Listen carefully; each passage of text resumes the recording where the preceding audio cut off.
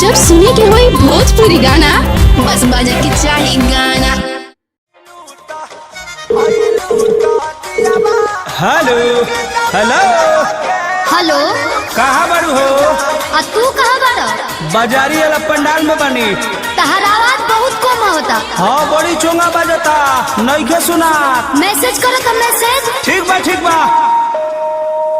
जय माता दी जय जय हो जय माता दी जय माता दी जय जय हो जय माता दी।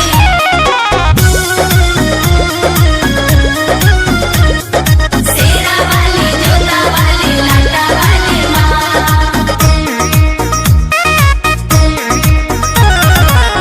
नवमी नवरात के तो मेला में हो, कहाँ करे यही लोग अकेला में हो। क्या करना है आप? अरे पगली आप तो पहले नवमी नवरात के तो मेला में हो, कहाँ करे यही लोग अकेला में हो। कहाँ बहरा बताओ हो। करतनी फोनवा रे हमर सोनवा मूर्ति भी आवा हो।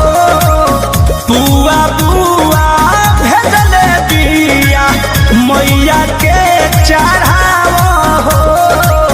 बुआ बुआ भेजले बिया मैया के चढ़ावा हो।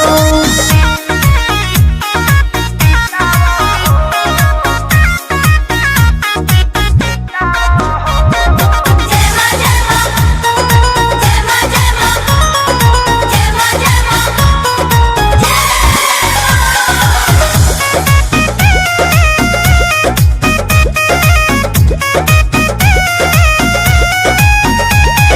हमरो तो चुनरी ओढ़ावे के बा, मैया जी के भागा चढ़ावे के बा। शेरा वाली जोता वाली लाटा वाली माँ। सीधे सीधे चले आवा भेजली लोकेशन। भइल पंडाल में बा पूरा डेकोरेशन। हे तोले पान फूल मंगावा हो। करतनी फोनवा ए हमर सोनवा मूर्ति भी आवा हो। बुआ बुआ भेजले बिया मैया के चढ़ावा हो। बुआ बुआ भेजले बिया मैया के चढ़ावा हो। जय माता दी जय जय हो जय माता दी जय माता दी जय जय हो जय माता दी। Music by Arya Sharma. Sherawali जोता वाली लाटा वाली माँ। ए हो आवे से पहिले बतहिलो ना, कृष्णा बेदर दी परमोध के लहिलो ना। अकेले आने की क्या जरूरत है? चुप चुप चुप चुप। सुनो बाबू ई बात धनी सिगरेट रखी हा।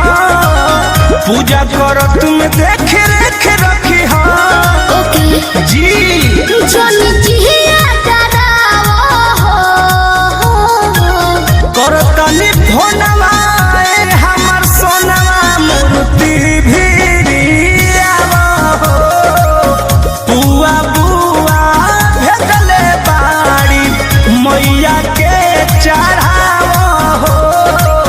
बुआ बुआ भेजले बिया मैया के चढ़ावा हो। नवमी नवरात के तो मेला में हो, कहाँ करे यही लोग अकेला में हो। कहाँ बहरा बताओ हो। करतनी फोनवा ए हमर सोनवा मूर्ति भी आवा हो। बुआ बुआ भेजले बाड़ी मैया के चढ़ावा हो। बुआ बुआ भेजले बिया मैया के चढ़ावा हो।